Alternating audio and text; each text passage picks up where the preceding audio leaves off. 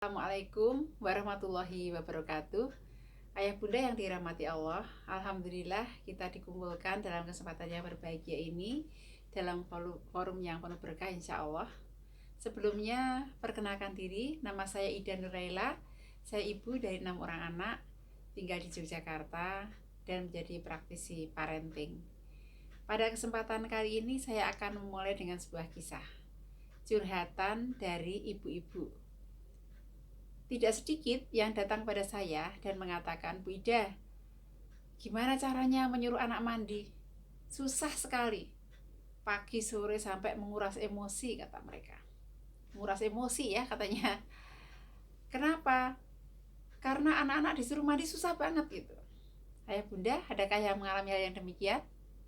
Biasanya jika ada yang bertanya demikian, saya akan balik bertanya, Bunda, kalau bunda menyuruh anak mandi, itu bunda sudah mandi atau belum?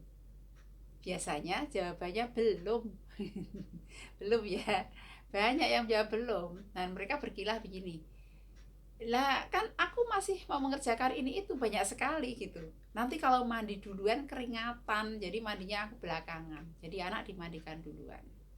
Nah ini ya, satu hal yang sangat penting menjadi bahasan kita semuanya dalam hari ini adalah topik tentang keteladanan ya. Saya biasanya sarankan bunda, coba resepnya. Bunda mandi dulu, cantik, dandan segar, lalu katakan kepada anak, Nak, bunda sudah mandi, enak sekali, segar sekali mandi gitu. Dengan ekspresi yang gembira, dengan wajah yang menyenangkan, pasti anak akan lebih tertarik untuk ikut mandi gitu, karena tahu bahwa bundanya mandi itu segar, menyenangkan, dan sudah memberi contoh duluan. Keteladanan adalah hal yang sangat penting dalam pendidikan anak. Dr. Abdullah Nasution dalam buku Tarbiyatul Aulad bil Islam, bukunya sudah diterjemahkan, judulnya Pendidikan Anak dalam Islam, menyampaikan bahwa satu hal yang penting di dalam mendidik anak dari sekian banyak metode mendidik anak adalah keteladanan. Itu adalah hal pertama dan utama. Dalam hal apa? Semuanya, dalam hal sehari-hari apa saja. Misalnya cara bicara, cara tertawa, cara diam, cara tersenyum ya, cara menyelesaikan konflik, banyak sekali. Dan itu anak melihat, mendengar, merasakan, dan akhirnya mereka meniru.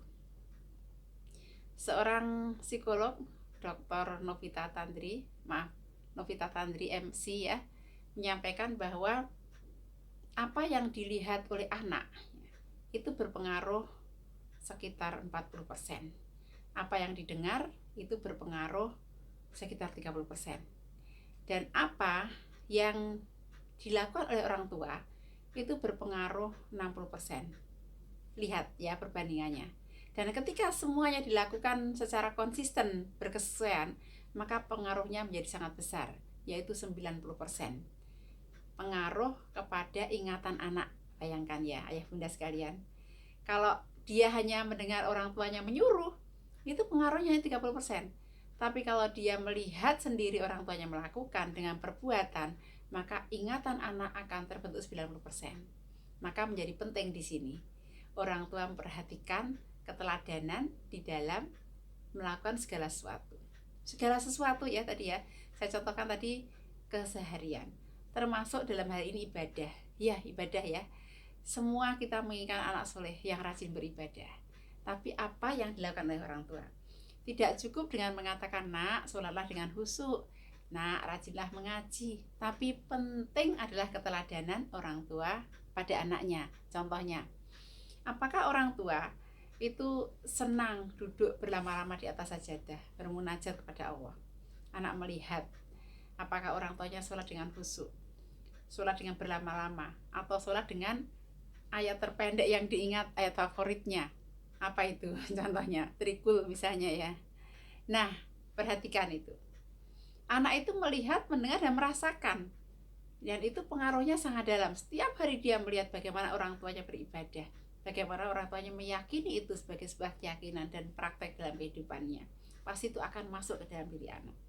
Orang tua yang orang Jawa bilang rebat cekap, sholat, kemudian bersegera cepat-cepat sholatnya dan tidak lama duduknya, salam lalu kemudian bersegera, maka dia akan melihat contoh yang demikian pula. Itu ya Bunda ya. Itu dalam hal apa saja ya. Banyak orang tua memesankan anaknya jangan ngebut kalau berkendaraan, yang tertib pada aturan lalu lintas. Tapi apa yang terjadi? Kadang-kadang orang tua mencontohkan sendiri ya, ngebut, melanggar lampu merah dan sebagainya. Kalau saya tanya orang tua di sini, siapa yang belum pernah melanggar lampu merah? Biasanya di forum-forum seminar mereka akan mengatakan nggak ada, semua orang pernah melanggar itu. Anak melihatnya ya, merasakannya. Maka ya Bunda, kesadaran yang demikian ini harus selalu kita miliki. Dan jika itu sudah ada dalam diri kita, mari kita pertahankan. Mari itu kita tumbuhkan, suburkan agar dia memenuhi kehidupan kita. Bahwa kita adalah orang tua yang mestinya membentangkan jalan surga untuk anak-anak kita. Pertemuan kita kali ini bukanlah satu kebetulan. Pertemuan kita husnudzon kepada Allah bahwa ini adalah bagian dari rencana kebaikan.